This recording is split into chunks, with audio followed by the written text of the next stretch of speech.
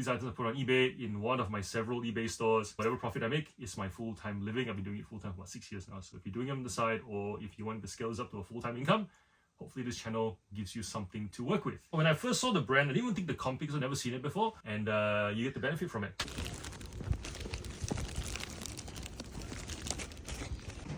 Four hours of sourcing and a total of 61 items, which we have removed the price tags for.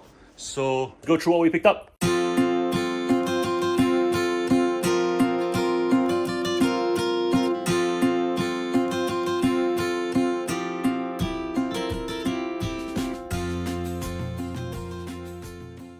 So you might be wondering, what is the purpose of these videos and why is John doing all of these sourcing videos, especially since before he didn't do them? I mean, John would pick up these lots and mostly toys. He'd go through them, talk through them in detail, but he's never really kind of gone, look what I found in the thrift, because thrifting has never been a part of my strategy. With toys, it was always Facebook Marketplace. It was hauls that other resellers had picked up, and then there were toys in them that they did not want. And I was essentially the guy who cleared the toys. Only when I started doing clothing did I find the thrift stores more rewarding. And that's because in thrift stores, the majority of the donations are homewares and clothing. And by homewares is the general banner of, crockery to cutlery to electronics to, any sort of lights and lamps, furniture. So that's the home. And then you've got the wardrobe, because those are the two things that get cleared out most often and donated.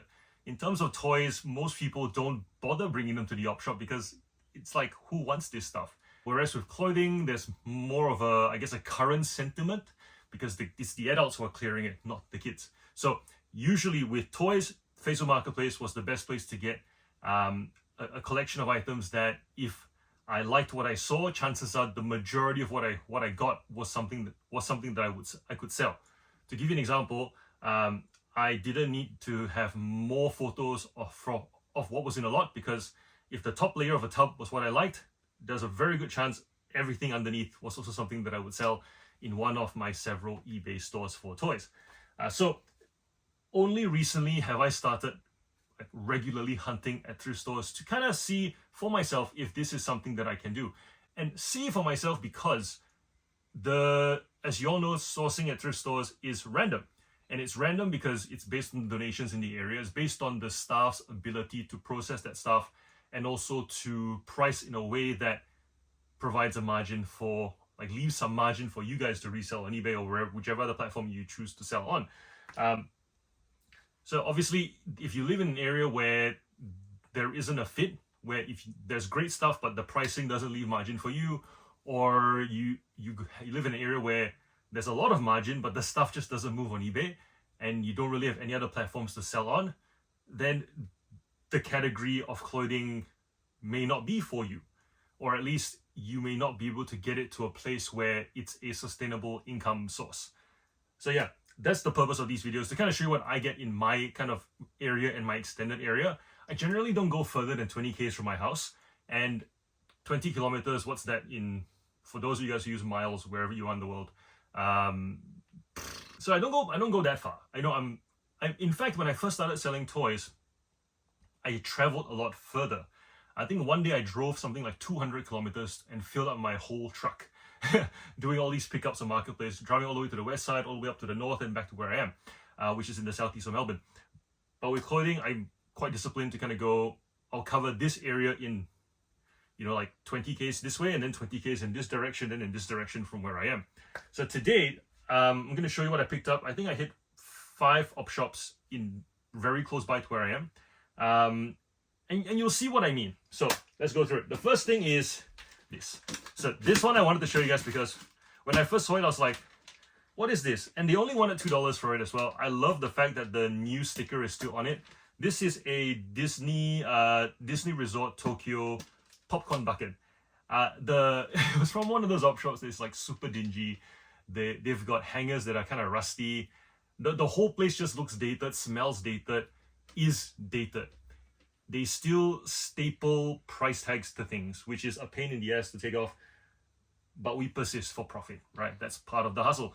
So they didn't know what to do with. They did not know what to do with this, and they were just like, $2, I guess, and they chucked it into a toy box. So then when I took it, I was like, oh, I remember this. I remember seeing like a thing for it. So essentially, you kind of like screw it.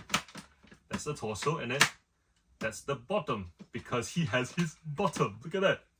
So this is a Vulcan bucket. It's really cool. It came out in 2023, so I'm not sure how much this will actually sell for.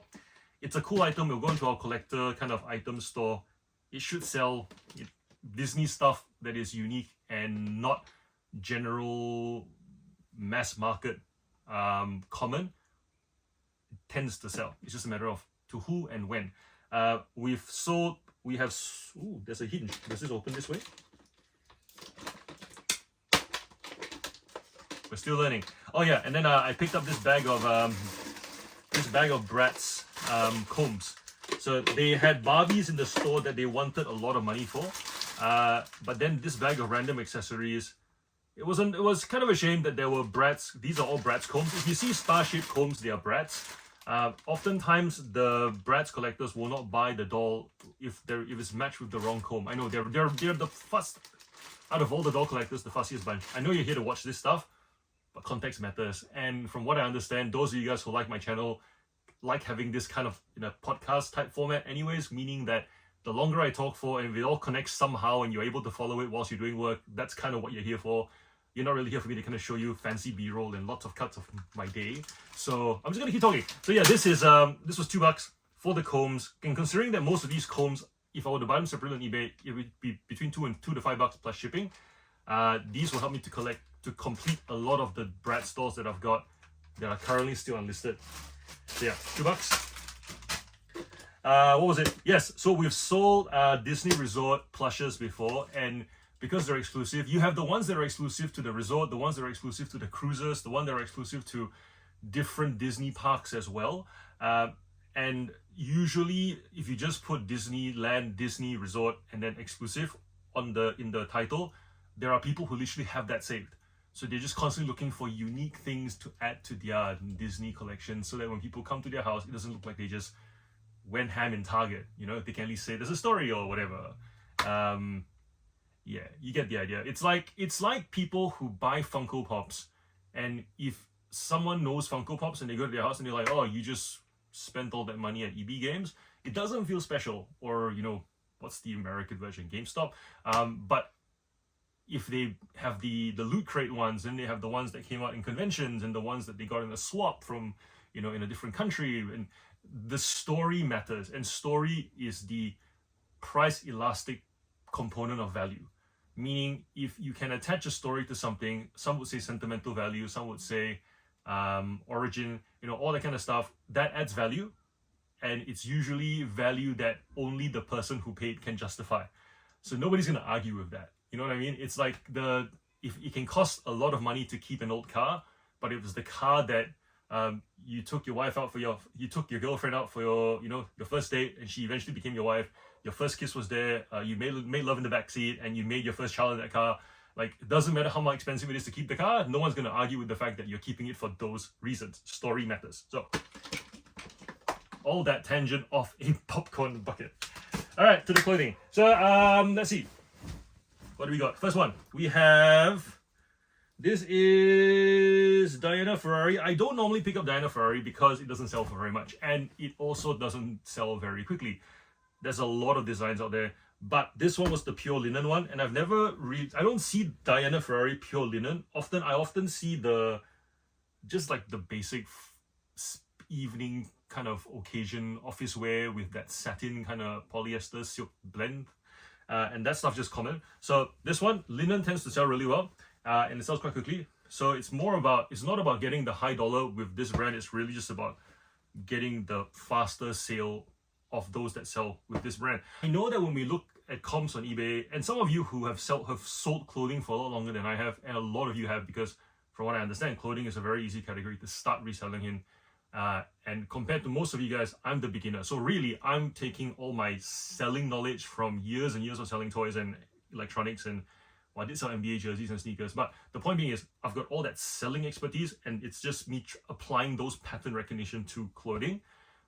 I know there'll be some of you who will say, John, this is not a good brand, don't pick it up.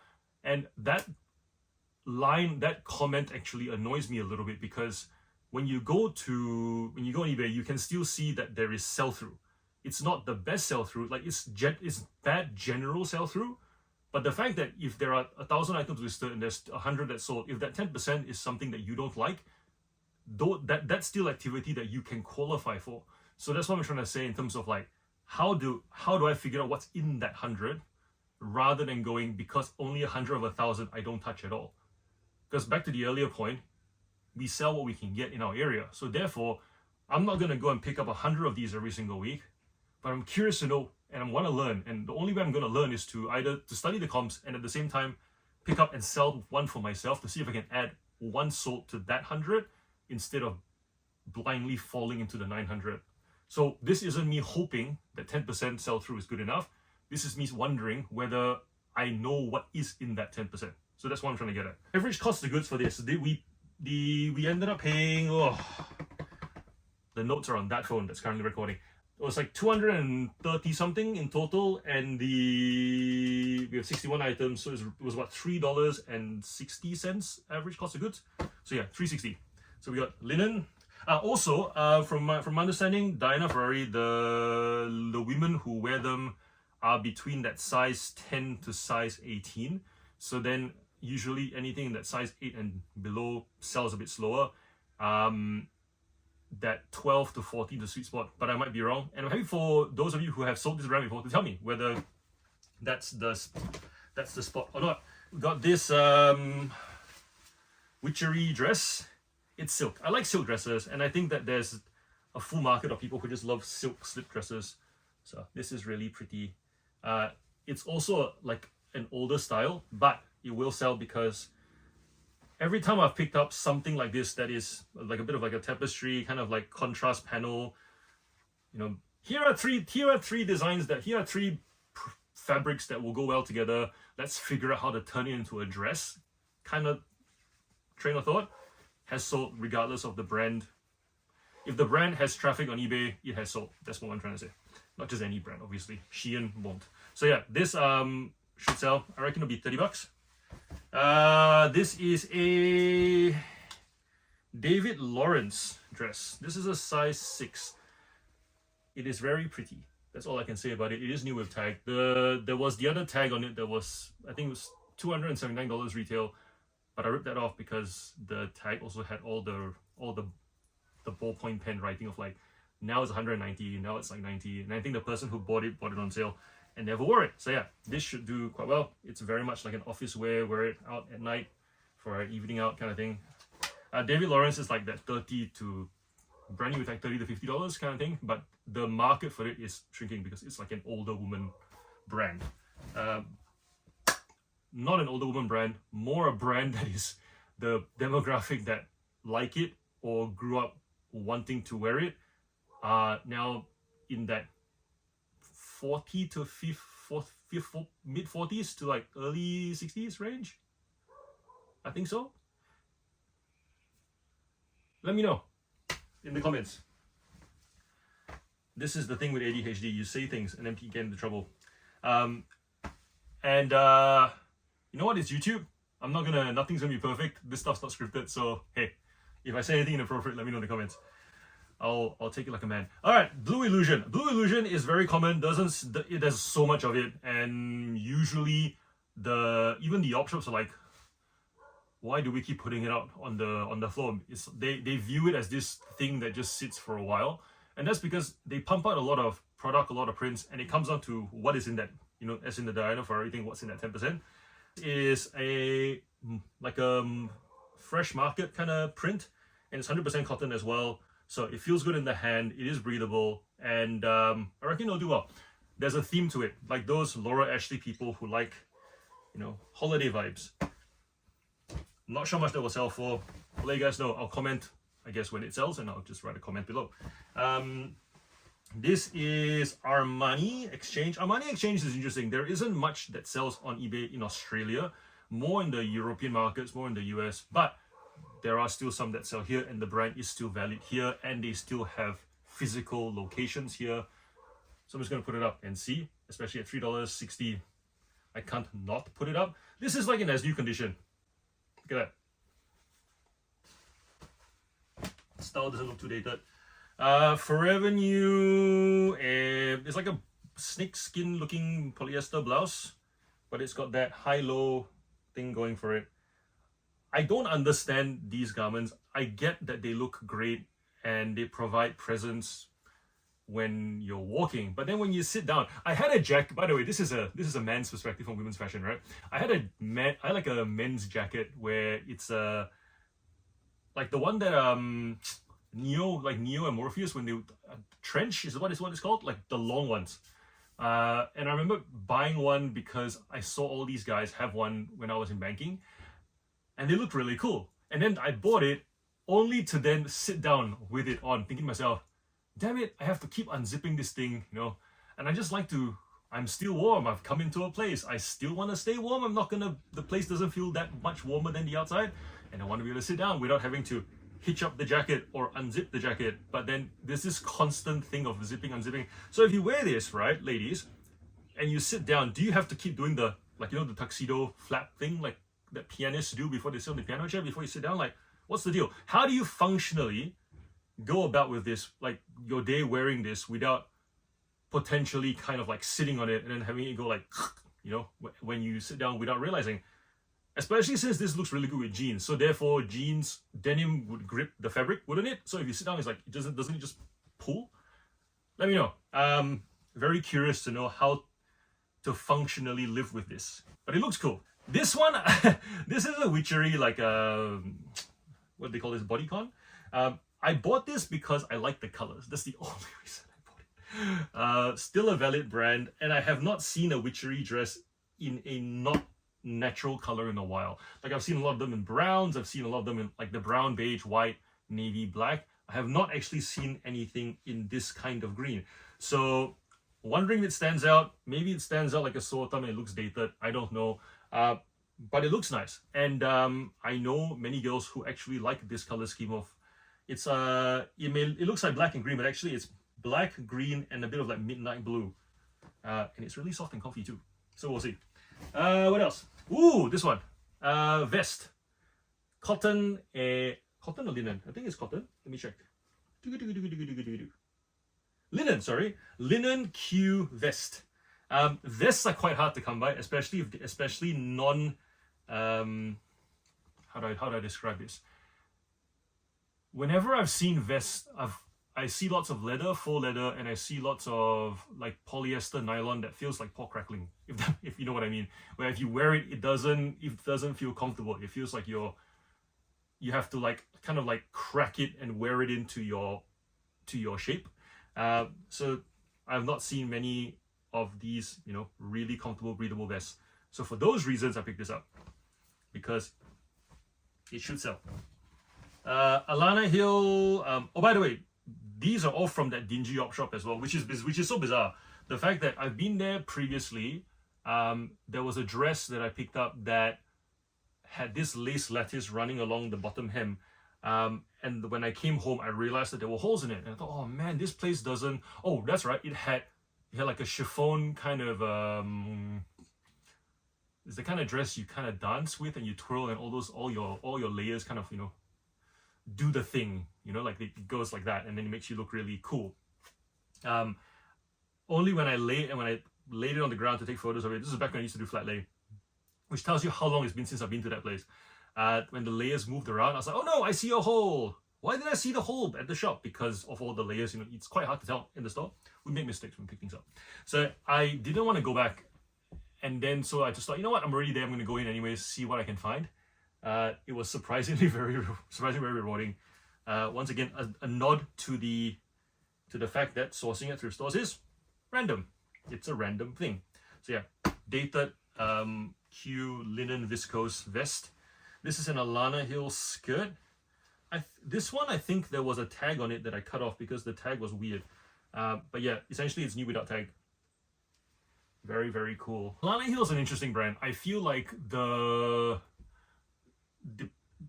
because they put out so much product, you really need the floor. They do a lot of florals. The florals need to stand out. If they don't stand out, it's just it almost needs to make you, what's the word? When you look at art, you know, when you look at a painting of flowers, sometimes you just go flowers, and sometimes you look at those flowers and your brain gets sucked into it. You feel certain things. You know, there's that flashback kind of like, you know, when you watch TV and someone sees a picture and then the screen goes all wavy, your brain does that little wavy thing, and then you find yourself staring at it for a bit like, huh. Essentially, that's what I look for in the prints that I'm picking up when it comes to florals now. It's that, huh. Don't know how to describe it yet. Maybe you guys can let me know in the comments how to label that. If you wanted to teach somebody, look for prints that are blank. Find the word, right? So generally I'm quite conservative now when it comes to Lala Hill, just because there's so much out there. Because I've sold dresses for 50, I've also sold dresses for 20. I've sold skirts for 50, I've also sold skirts for 20. So it's still learning. This is a review dress. Pretty basic stuff. This one will be like one of those, you know, girls going to a formal, maybe wear it to work, evening birthday party kind of thing. This I don't expect to sell for more than 20 bucks. That's just been past experience. What else was in that store? This is another one of those $20 to $30 kind of forever new dresses. This style has, where it's like you've got chiffon, but you can see through the sleeves, but the body part is lined. This usually goes for like 20 to 30. This is as new condition, and usually a tell by just looking at the anything metal. If I can see like zero scratches on them, that's usually a good indication already for me. That's a size 8. This one I picked up because it's pretty, and also because it's a good brand, not in Australia, but there are still some sales in Australia, so we shall see. This will probably sit for a bit, but at $3.60, add it to the store. When it sells, it sells. This brand is called Shoal Los Angeles. Usually when they sell, it's like 50 bucks to 80 bucks. But this one really stands out, so we'll see. Nothing more to say about it other than there are a bunch of people who like to dress like that. It's Victorian era, like some Victorian era, some like cottage core, but I want to not look bland, I guess. What's the wording? How would you title something like this? I usually go floral, I go Victorian, is this bohemian? I always think of bohemian as like more earthy and not this, but maybe it is. Then there was this is from a different op shop, but it's at the top of the pile, so I'll show you this. There was a different op shop, learned a new brand. It's called Haven. Haven doesn't sell for, it's not a cheap brand, but you can usually get 20 to 30 for these tops.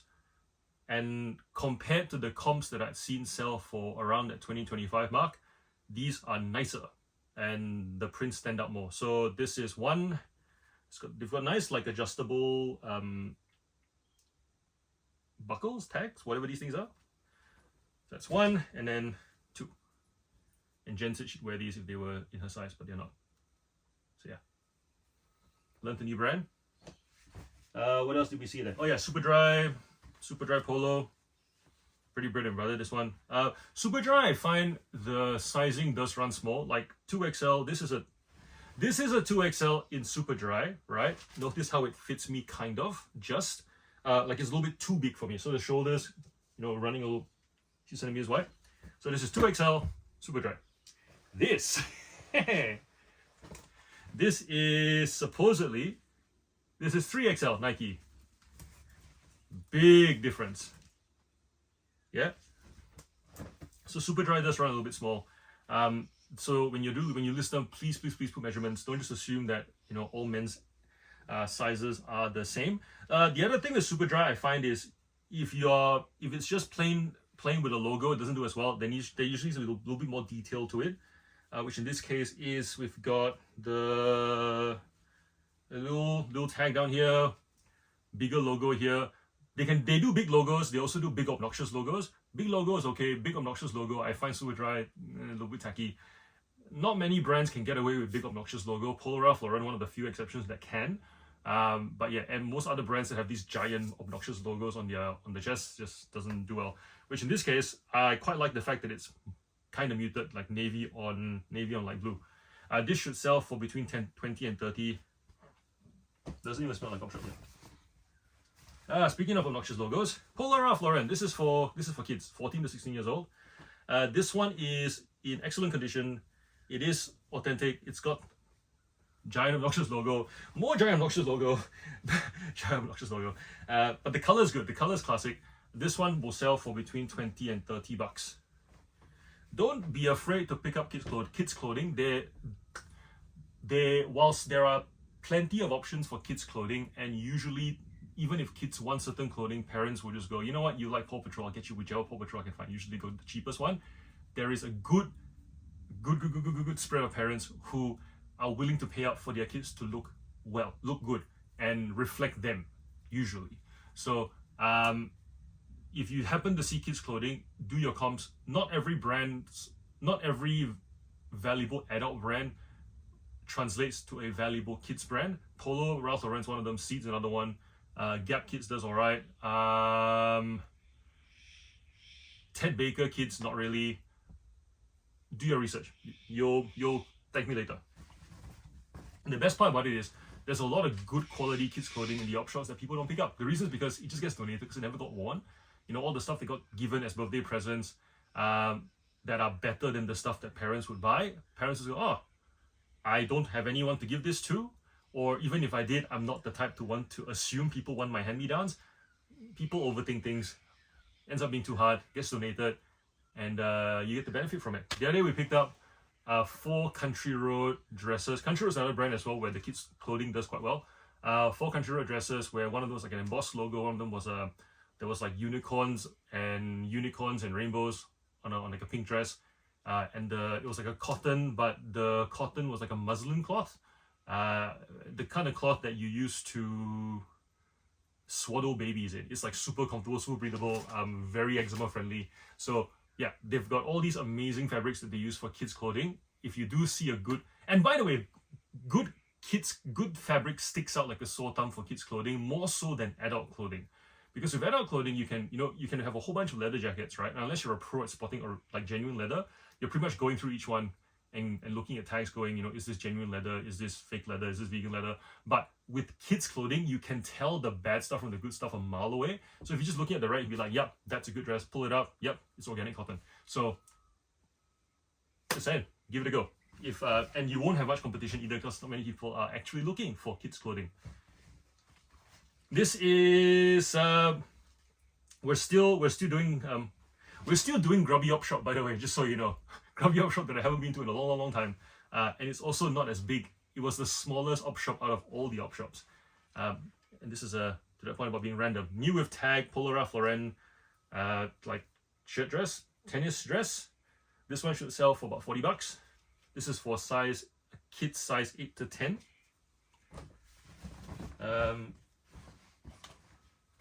And how do I know that this will still sell?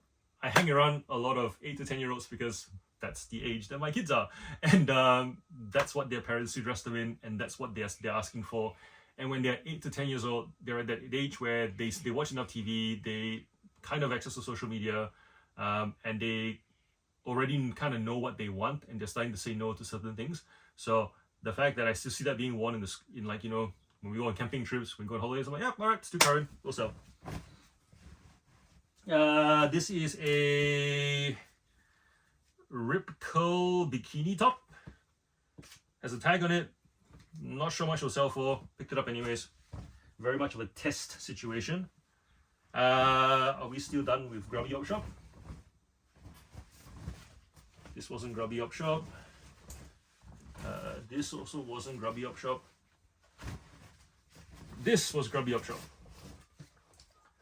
They wanted $6 for these shoes, and the reason I picked up was because I initially thought that these were Curry's because the midsole looks like the Steph Curry shoes, but notice they were Nikes, and usually if you see a complex looking sole, it's a good reason to comp them compared to a regular sneaker. Do I have regular sneakers for comparison here? Yeah, I do actually. These are listed. Cool. So this is an example of an ordinary midsole. Midsole is this area. This is for foam layer here. It's for the most part, there's no like fancy construction to it. It's just flat. They try some sort of contoured design on it, but really it serves no like engineering purpose. It's just, let's put a bunch of bumps in to give it some design. This is like a $30 shoe.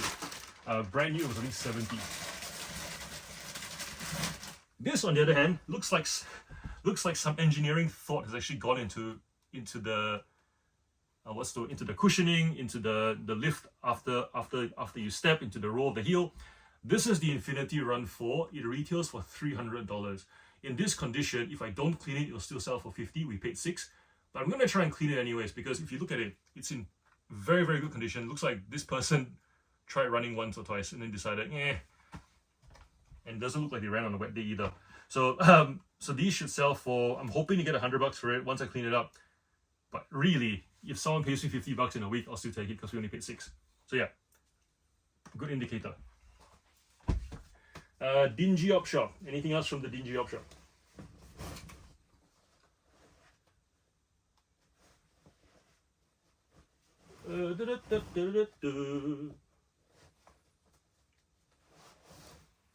Yes, Dingy Op Shop. Mossman as a brand isn't fast moving, and I think people don't look it up as much. There definitely isn't, doesn't feel like there's as much traffic for that brand in terms of number of listings and number of sold, and also the amount of views I get on the ones that I do have. And also you can tell from, if you look at competitor listings, you can see how many people are actually watching it, how often it's in cart. If you don't know where that is, if you go onto the app or even on the desktop, you will see next to the actual display, you click on the item, and when you go to the listing, next to the display photo, it will show a heart shape with a number next to it. That's how many people are watching the item. And then in the top left corner, it will be in cart, 2 in cart, 3 in cart, to show you how actively this is being considered. Not a particularly active space Mossman, but faux leather pants do well, and this is brand new with tag. So what did the tag say this should sell for? This retails for, do we have a price on it? Nope. But we still got the extra button. Tag is still in the plastic. So yeah, this should get us, I think, 40 to 50. It's one of those high-waisted, wide leg faux leather pants. Also, none in this color listed at the moment, only black. So therefore, this should stand up. What else? We have this Q dress. Q is an interesting one because Q is like the brand that I feel David Lawrence wants to be, which is still cater to that 40, 50, but at the same time have people in their 30s and some even 20s considering buying them. And they have styles that both brands have styles that accommodate that range of age. That floral dress before is something that someone in their late 20s would also consider wearing, but they don't consider the brand anymore because for some reason it's just not marketed to them, but Q currently still is. If you look at the David Jones website, you look at the actual Q website, you can see the models they use, the way that they present the item. They're trying to target a younger audience, and that's kind of what you want with clothing. I think with all things reselling, we have to consider whether the brand is. I'll go one step back. The reason we do reselling is because we don't want to do marketing. Fundamentally speaking, we are not trying to buy a plastic cup, put our fancy brand name on it, conjure up some story about how the materials can save you from cancer and give you the best night's sleep ever, make you last longer in bed. Like, that's not what we're doing. There is no marketing to the products. All our products are already marketed, and we are just extending the supply. We're extending the supply to meet the demand that the marketing that the brand does has created. So if they market a product and people go, we want it, and we keep wanting it, but the brand goes, now we're done with it, now we're moving on to the next thing we're going to market, consider this instead, and the people go, no, we kind of still want the previous thing. Why didn't you continue making this shoe in red? Red was awesome. Red iPhones, right? Remember the project Red iPhone? People were like, we want a red iPhone. I only switched to the iPhone from Android because I wanted a red iPhone, and now you are not doing it anymore. And so they just keep going back to eBay to buy Project Red iPhones because Apple goes, no, but we have pink, we have yellow, we made this awesome red case. They're like, no, I kind of want the metal feel of a red iPhone. Give me my red iPhone. You get the idea. So our job is to just extend the supply to meet a demand that the brand originally created. So it's always worth looking to see if the brands you're picking up, they are actually still marketing to the upcoming demographic. If they are not, then you might want to slow down and consider brands that are. Key dress, more vintagey looking. I've sold skirts. I've never actually sold a dress with this finish, but I've sold skirts with this finish and blouses with this finish. And so that's the reason I picked it up. If I had not had sold skirts or blouses with this finish, I would not have picked up this dress. That's the only reason I did. This is another one, Q, new with tag. Wow, the tag fell off. It's a blouse, it's polyester. Be like $20. Essentially just office wear. This is a new brand that I came across that I've never picked up before, but I will now. It's called Salty Bride. It's all like boho kind of brand. It feels like pajamas. Like I would wear this to sleep. It's kind of that, really soft kind of cotton. So yeah, this is, it's missing the belt though. So I reckon $20 for this. But yeah, it's really pretty. There's a whole group of women who love wearing this style of dress. Teachers, by the way, I've seen lots of teachers in this because it's long, it's flowy, it's comfortable, it aids movement. It's also modest. That's the other thing.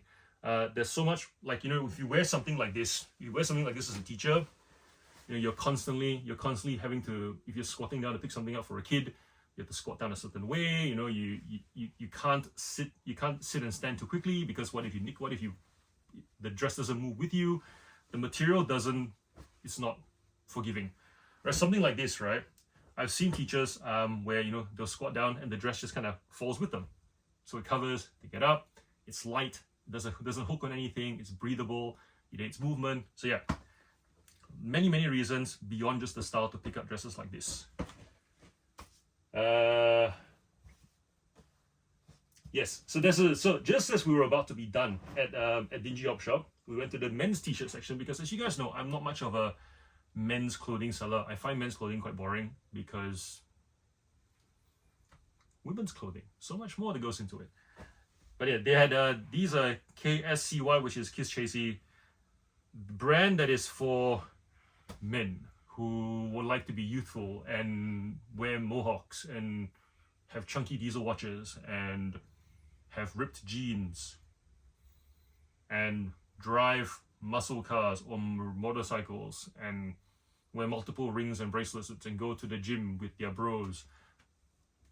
It's a whole image. It's not my image, but there's a whole image to it, and they've got quite a strong following, and it feels like I just picked up a whole guy's wardrobe or several guys' wardrobe. So we had one Kiss Chasey shirt. Usually they've got two-sided print as well, which is pretty cool, and they run quite long. So we got one, and then we had one. And then also Nina Pasadena. Two, all the same size. And these were all like $2 each. Three, and they all will also sell for about $20 each. 4, 5, 6, 7,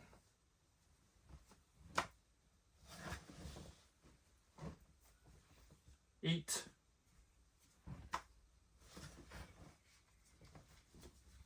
9,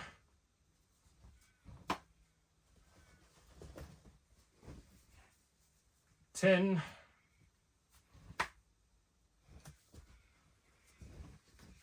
11. This one's nice. This one's got like a little, it's like harder. 12.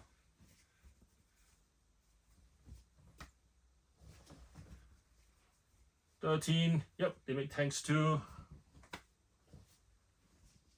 14.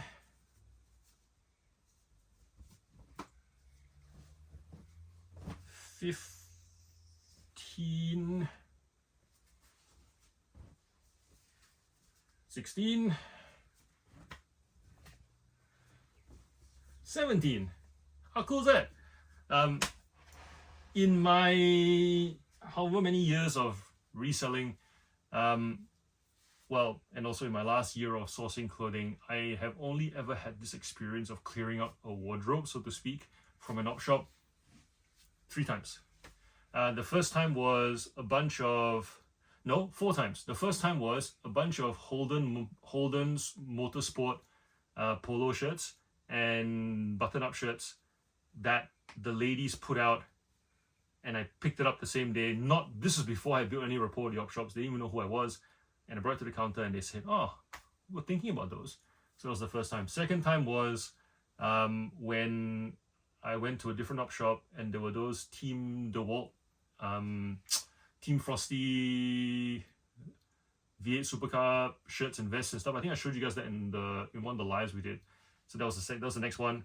And then the other one was when one of the managers that I knew said that we have one of our volunteers, relatives dresses really fancy and they donated all their stuff to us because they know that we don't just throw it out for like $2-3.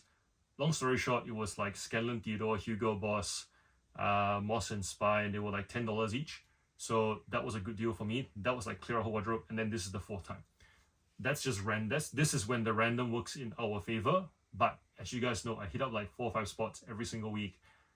So to kind of put into perspective, this is not normal occurrence. When it does happen, great. It is very rewarding. But for the most part, it's just individual items being picked off the rack, because that's just the nature of the game.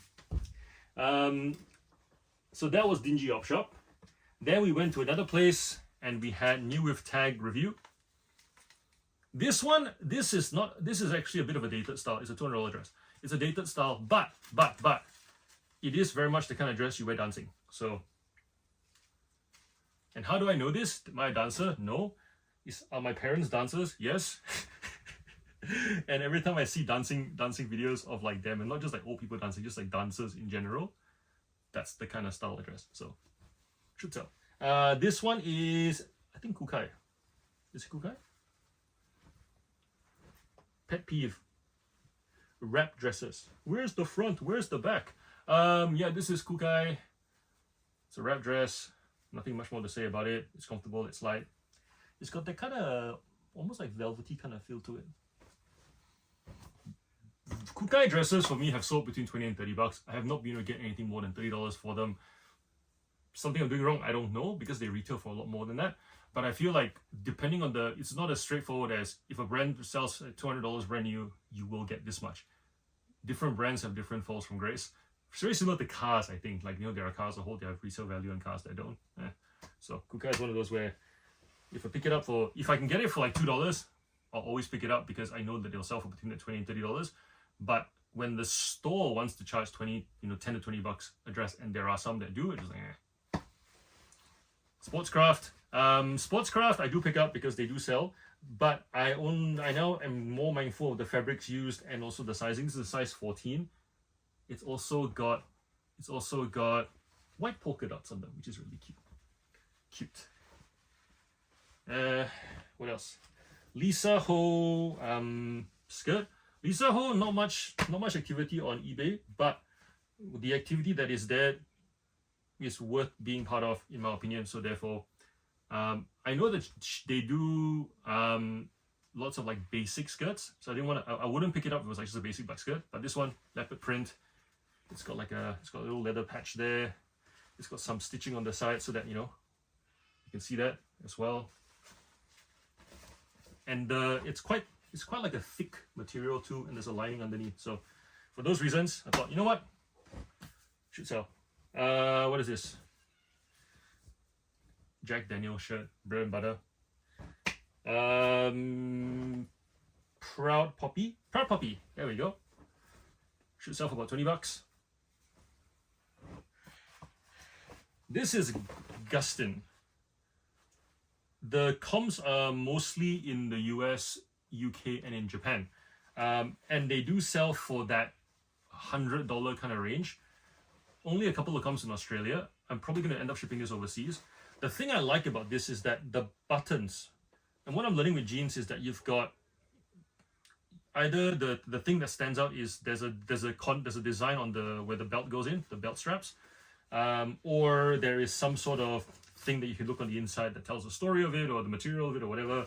Nudie jeans have their whole, you know, organic cotton thing written there, or you've got some really nice print on the buttons, or you've got you know, some writing within the pockets, and then there are some where, you know, that's pretty standard, but it's how the wash happens along the legs.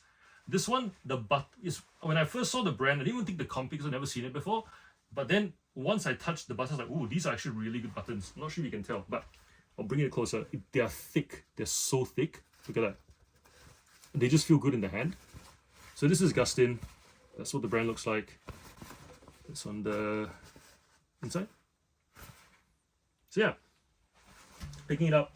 Not sure how long it'll sit for. I probably will price it to factor in the international shipping component so that it's competitive for an overseas buyer to buy.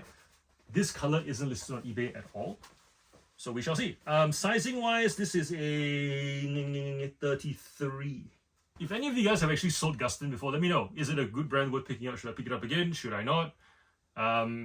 Is my assessment of my sale prospects for this brand accurate, or am I completely misplaced? And by the way, just because it's my video doesn't mean I can't be wrong. So if you guys have noticed anything I've said to this point in the video that you reckon is like, yeah, nah, I don't think so, John, feel free to comment below.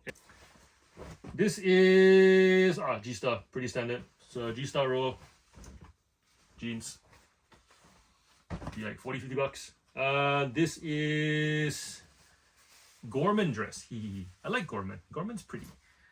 Gorman, you've got loud Gorman, like lots of florals, lots of vegetables, lots of, you know, little animals, and then you have more tame Gorman with so this is like a navy blue white kind of hatch, and then these buttons there. What else we got? We have Veronica Main shift dress. This is office wear. Another, like, for somebody who wears these types of dresses and just wants to add the color blue to their wardrobe, that'd be like a $20 thing. And once again, if you're joining at this part of the video because you've skipped forward or whatever, or you weren't listening at the beginning, that's okay. Cost of goods for this whole lot are 61 items, $3.60 per item. Also, consider liking the video and subscribing. Hopefully, you've learned something from this video. Hopefully more than something. This video has gone on for a while already, I think. And for those of you guys who don't know who I am, but you've listened all this way, thank you. My name is John. I sell full-time on eBay. That means I go to op shops, thrift stores, flea markets, Facebook Marketplace. I get given stuff to sell for free, sometimes for consignment as well. All these items are put on eBay in one of my several eBay stores. And whatever profit I make is my full-time living. I've been doing it full-time for about 6 years now. So if you're doing it on the side, or if you want to scale this up to a full-time income, hopefully this channel gives you something to work with. Yeah. This is a Liz Jordan jacket. It's got that cracked leather kind of look, but it's not. It's really more of a soft polyester feel. So this should sell for about 30 bucks. What else? Joseph Ripkoff. You guys know I like the brand. I sell the brand. I know there are people who don't like it. They feel like it's one of those, why do people buy it kind of brands, but people do. And so this is it's got enough detail for me to consider picking it up. This is US 8, UK 10, or Australia 10. This one should sell for about 40. This is the Arc. I've not sold the Arc before, and I've only ever picked up one other item that hasn't sold yet, but I've only just listed it. This is really pretty. I'll see if it sells or not. That's really all I can say about it. Whenever I'm sourcing, I'm not just trying to find all the items that I know. I'm also trying to learn, because I'm still early in this whole discovery phase, right? Yes, I've been selling clothing for about a year now, but it has also been one of 6 stores that I run. You know, so when it comes to toys, I don't even comp anymore. I know what to pick up because I've been selling toys for a lot longer, about 6 years. But when it comes to clothing, I still want to consider picking up items that I have not heard of before, that YouTubers tell me not to pick up, that other resellers in our Discord tell me not to pick up, because I'm curious, because there's enough variety, so much variance that I do wonder, could I possibly figure it out? Because it's not me being arrogant or thinking that I know better than other people, or that because I have a platform that I can just brush over people's opinion. It's the fact that when I look on eBay, there is still activity for those brands. Not as much activity, not activity that we like generally. And I get that if I were to be giving you advice, I'd be like, hey, get a higher sell-through. But at the same time, if there is sell-through and you can get that stuff in your area, could that be the reason why you qualify to be in that 10 out of 100 that sell? Because you have access to that item. And the other thing also is, a regular occurrence within our Discord community, within Facebook groups, is people saying, you know, hey guys, I've sold this item, and then the comments going, I've never been able to sell that item. Meaning, you've tried, like, good on you for trying. When I tried, it didn't work for me. So that tells me that you should keep trying, because you could be that person who can make it work. And that goes with all things in life. You know what I mean? There are those, I mean, parenting, education, buying a property, raising kids, learning a sport. You know, there's so many factors that go into this whole experience of business and life, that if you're not being curious and you're constantly, quote unquote, reducing your agency, meaning you just keep letting life happen to you. YouTubers say, other people say, I do, and then it doesn't work. It gets frustrating. You need to at some point kind of go, what actually works for me? And then do that. And then figure out how that ties into your long-term outcomes, whether it be saving for a house, whether it be being able to work at home full-time so you can be close to the kids. That's very much like a really high one for me. Could it be buying your spouse nice things because your current income only allows you to pay for things, but not actually the nicer things? You know, things like that. So, or maybe you want to travel the world once a year and experience new things. You know, whatever it might be, it needs to work for you to get to there. And if it doesn't work for you, you'll never get to there, and that tension will be super frustrating, and you're more than likely going to give up here. Or if you don't give up here, you end up hating all the people who have a say into the thing you do here. Just something to think about. This is Iro. It's like most of the listings have the word Paris in it. It does sell. It's in that same category as I've called copying. It sells in European markets, American markets, price it for international shipping, asymmetrical dresses. So this one is like a V at the back. The front you got a round neck, but then you've got one coat shoulder with whatever this is. I need to figure out how to describe it. Let me know if you know how to describe this. But yeah, really, really cool dress. If I was a woman, I'd wear it. So I thought I'd pick it up. It's cheap anyways. Maybe we get $50 for it, maybe we get $100 for it. Maybe after comping it in detail, it works out to be worth more. I don't know. We shall see. That's part of that curiosity piece. This is, yes, those of you who already know, this is the Mr. Zimi. This is Mr. Zimi, very prints that stand out like a sore thumb. Or a fragrant scent. New with tags. This one retails for $150. It's the Antibes Bella dress in a size 10. Size 10, good size. We picked it up for, this one I think we paid $5. So that should sell for about 70 to 80. This is Painted Red. Painted Red is one of those, has activity. This was off the dollar rack, so we'll try and see. Looks good. I like the look of it. Print that stands out. Even if it sells for $10, I learned something. What else? We have this NFL jersey that you guys already saw before. Looks like it hasn't been worn because all the stickers are still on there. So this, when I say stickers, I mean this is the size tag, and there's like a protective sticker coloring thing. You would not be wearing it with this on because this pokes and it's quite uncomfortable. So this one still has the tag. Not sure how much it will sell for. I've never sold an NFL jersey before. I used to sell NBA jerseys. I've sold soccer jerseys. I've never sold NFL. Definitely haven't sold NFL in a triple XL. So we shall see. Los Angeles Chargers, something Mac. Let me know. Those of you guys in Australia in particular, have you guys ever sold? I know in the US you guys sell these jerseys all the time, but how well do NFL jerseys do outside the US? Let me know. I'm keen to know your experience with that. This is Cynthia Rowley, which I like, and this one in particular I like a lot. Good old prairie style kind of dress. This one should sell pretty quickly. I do like the design. It is very pretty. It's very much what's the word? I was gonna say wifey. Wifey is really what comes to mind at the moment. But you get what I mean. It's like so pretty. This is my favorite thing I picked up out of all the stuff I picked up. And that includes like this, and that includes this popcorn bucket. Like this is the prettiest thing and my favorite thing that we picked up. I'm not sure how much it will sell for. We shall see. 2 more items to go. And yes, that's my favorite item despite me picking up this. This is a Air Jordan t-shirt. It's got the Air Jordan 1 patch just sewed on there. Look at that. How cute that is. That's it. Basic shirt. No gaudy large logo. Yes, I could have kept it, but we shall sell it because we want money. Last item is this this review dress. Here's what I'm learning about review, and it may be an odd observation, but a lot of the review buyers that I'm getting are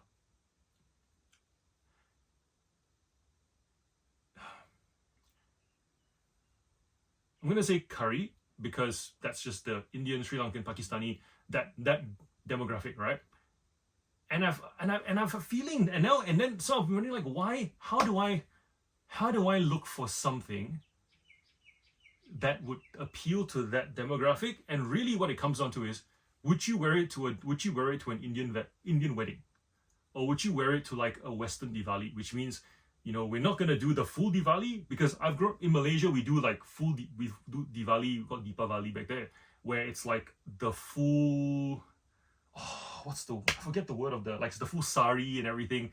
But here I find it's, you know, the older generations still do, some of the younger generations do follow, but then there are the ones that are like, yeah, we'll do kind of. And this is kind of what I mean. This is the kind of, right? Like you would wear this to Diwali with, you know, some added jewelry, whatever. So now, but if I think about, is this what the office worker will wear? Not really. Is this the kind of thing that the, you know, like Western go to the prom kind of thing? Nope, not really. But this fits Diwali. So therefore, discovering that new frame, they kind of go, huh. Let me know. Have you noticed something like a trend amongst your buyers for a particular item, and then you've had to kind of change the way you, I suppose, frame when you look for the item, and suddenly you realize, wow, that item fits, that item fits, that item fits, I'm gonna pick it up, and then that becomes your competitive advantage because nobody's ever thought to buy with that target buyer in mind. And that's really all selling is. It's figuring out who the target buyer is, finding items for that target buyer, and if you're able to keep selling to that target buyer, it's a win for you. And until somebody else figures it out, you've got that corner to yourself. And the other thing is, that stuff doesn't show up on therapy because therapy doesn't show you who the buyers actually are. It just shows you where the item sold. It doesn't tell you where it's sold to. So for example, you could have somebody who is selling lots and lots and lots of a particular shoe, right? And it's showing up on ebay.com.au. You don't actually know where it's selling to. And so you could buy lots of it, but if you have international shipping off because you don't want to do it, that item could just, you may not sell, but the other person keeps selling because they sell overseas. And until you compare both listings and realize that that's the only difference, you're not going to know because therapy only provides the data one way. So you still have to actively patch and connect things together in order to figure out how to move the item that you're thinking of moving. So that was the haul. That's roughly what a week's worth of sourcing looks like for me. I process through that. I try and put up 50 listings a week. I don't succeed all the time with the clothing store only. Bearing that in mind, I still sell toys. Toys is very much the thing that makes that provides for me. To give you some sort of idea in terms of I suppose revenue, the clothing is only 15% of our 90-day total. The rest of it is toys, and baby clothes is another 10%. So 75% of the money that I make is still toys. So when I say 50 listings a week, that's to try and grow the store while still uploading hundreds of toy listings every single week. Now, thank you for being here. Once again, give this video a like, subscribe to the channel if you haven't already. Consider becoming a channel member for a small investment. You help me to continue making content for you. And yeah, join our Discord community as well. It's free to join. Until next video, take care. Happy reselling. Peace.